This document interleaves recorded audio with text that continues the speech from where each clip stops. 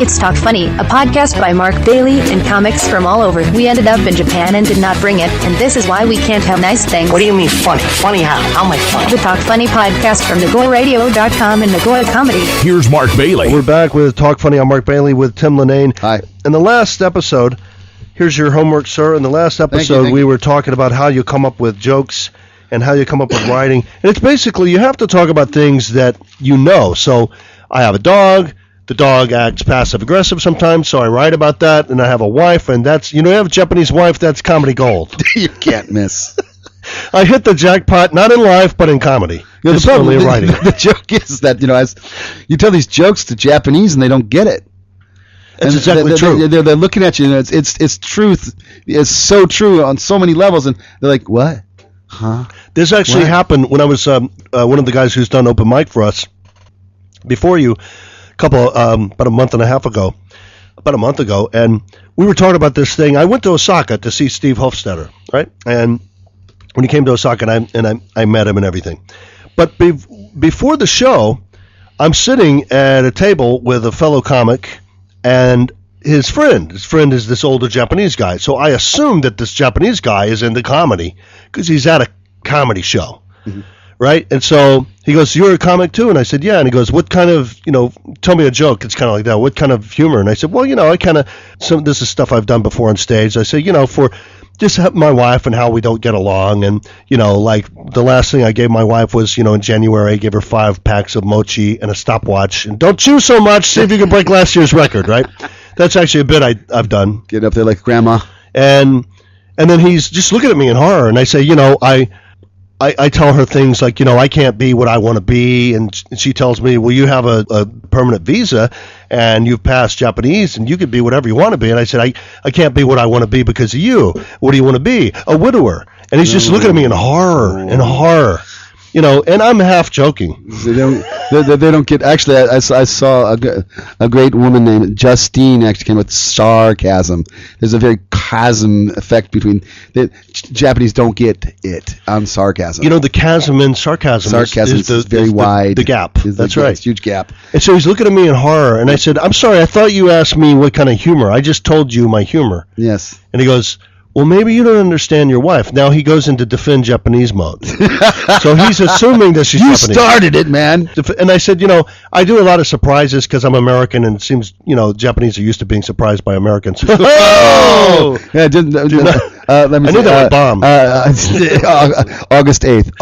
That's what I have to say. So he's looking at me. History. He's looking at me in horror, and I'm still not understanding what's going on. I thought you like comedy, and he said, well, do you think that maybe you should go to counseling or something? And he's like taking me seriously, and I'm exaggerating. We don't have the best relationship, but I do exaggerate. I think You've been married to her for quite a while, yeah. I think people understand I'm exaggerating. 20 years, right? Yeah, over 20 years. 20 years of material, man. Trust me. If it was as bad as I claim it is, one of us would be in jail by now, in prison, for murder.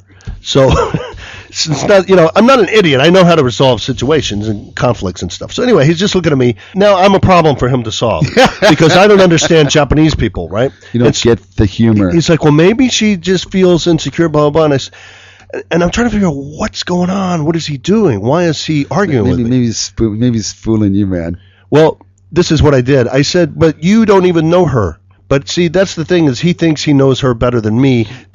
He knows her better than he knows me, and he knows her better than I know her because they're both Japanese, which is BS. That's impossible, okay? That's impossible. No. So I figured out what he's doing, and he goes, see, because the Japanese, do you know about the Japanese? And I said, I've been there 27 years. I think I've figured it out by now. You like rice, right? I get it. You like rice, you think your sky's unique, and you think Japan is unique. You have 4 seasons. You have 4 seasons. I've heard that. You're the only ones apparently that use chopsticks. Koreans and Chinese. No, it's not called. Those are longer sticks. No, it's chopsticks. Like I get it. Ramen. Never mind, it's a Chinese name, but you invented it somehow in Hokkaido before there was a Hokkaido. I get it. Yeah. All right. So you're unique. Guess what? There's 186 other countries that are also unique. Yes. Every country thinks they're unique.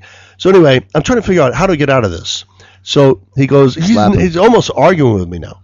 And I said, you asked me a question, I'll tell you the answer. I'm sorry you don't like the answer, but I'm a comic, so don't take everything I say seriously. Don't worry about it. And he said, well, I just don't think you understand Japanese. And I said, oh, wait, I'm sorry. Japanese? You thought my wife's Japanese? And he goes, isn't she? I said, Javanese. I said, Javanese. She's Javanese. I got him. And then he said, oh, okay. Who cares? He doesn't care now. Yeah. And he drank. Yeah, that's right. He started drinking. End of argument. They do want to defend the country. They do want to defend the country for whatever reason. Yeah. I mean, people call and they say, I don't understand Americans. I'm American, that kind of stuff. And I don't want to defend America anymore. Trust me. Yeah. I used to, but not anymore. Well, there's, maybe we have time to do this. There's phases when you first come here. I think every foreigner comes through with this, right? You land in Japan, you're like, what a beautiful country. People are so nice. And I'm not saying any of these things are not true, but this is your phase one. And it's like, it's the language is so beautiful, and the writing. Kanji. They don't call people wrong. They call them chigao. Yes. They call them different. They don't call them wrong. They agree with everything you say. Yeah. And you ask a girl anything, and she goes, yes. I love this country, right? And it doesn't mean yes. It doesn't always mean yes. But then their second phase is, this is not as hot as I thought it was. I kind of miss some things in the States. So there's a lot more variety in the States, blah, blah. The third phase is, well, I can't really defend the U.S. as much as I thought I could, and there's a lot of things a lot of things I don't miss about the U.S., some things I do miss, a lot of things I wish didn't happen in Japan, but they happen. But Shogunai, that's your third stage. What are you going to do about it? Yep. The fourth stage is, both countries are screwed, and you just decide they're both screwed in different ways. You decide how you like your eggs scrambled. Sunny side up, which is Japan, or scrambled, which is in the States. So, it's one of this, another of the other. I mean, every country is different. Every country has horrible things and great things, and just deal with it. And life's too short. That's, I think that's the karma thing. I think that's the phase that you eventually want to get to, right? Well, yeah. I mean, I would just say this. Quite interesting is that everybody's proud of their own country, but why? It's sort of like. You didn't choose it, really. What is it? The guy. The thing you think about it, it's like I'm proud of my religion. We got really far afield here. You're proud of your religion, but you didn't choose your religion. Your parents chose your religion. Exactly. For you. Well, you didn't choose your country. You're born in America, so you're proud of America. But you got to ask yourself, really, why are you proud of America? Japanese are proud of Japan. Why? Because they're born in Japan. They didn't choose it. Exactly. I always think that's kind of strange. Like, I would like to be proud of Sweden, frankly. Yeah. I'd like to be born in Sweden, please, because nationalities, some good and bad in both places, and I agree with you in that. Japan has its great points, Japan has its weak points.